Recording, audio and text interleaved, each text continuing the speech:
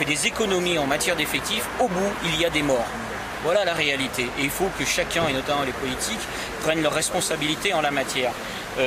On est évidemment content qu'on ait arrêté dans un délai extrêmement court les auteurs de ce massacre qui a eu lieu. Mais on sera encore plus content, et vous pouvez discuter avec l'ensemble de mes collègues, on sera encore plus content, nous, policiers, si on pouvait éviter que ces massacres arrivent. Et ça, c'est très important. Et c'est le message qu'on leur a fait passer. Ça nous fait absolument pas rire. On est particulièrement remontés. Sans compter qu'au passage, je le dis aussi, mes collègues sont régulièrement en danger parce que, en n'étant pas suffisamment effectifs, ils sont pris à partie. Il y a des guet-apens. On joue au chat et à la souris. On vient nous chercher en centre-ville avec une voiture volée. Les collègues suivent la voiture. Ils arrivent, ça tombe de tous les étages, des boules de pétanque, des pavés, etc.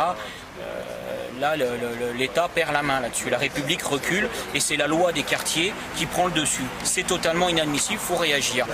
À Grenoble et certainement ailleurs aussi, mais à Grenoble, il faut mettre les moyens. En matière de violence urbaine, elle a été effective en matière de violence urbaine, cette amélioration pendant les 2 ans. Par contre, elle ne l'est pas en matière d'économie souterraine, c'est-à-dire de trafic de stupes, d'armes, etc. Parce qu'on n'a pas les moyens. Tous les services de l'hôtel de police ici, que ce soit les services d'intervention ou d'investigation, tournent à plein régime. Mais certains jeunes dans ces quartiers-là n'ont aucune notion de ce que c'est la vie en collectivité. Ils sont complètement hors la loi, et je pèse mes mots, ils sont hors la loi. Leur façon de vivre, eux, c'est la violence. Hein. Il faut se faire sa place dans le monde des caïds, il faut se faire sa place, aller gagner normalement sa croûte, c'est pas possible pour eux, c'est forcément du vol, du braquage.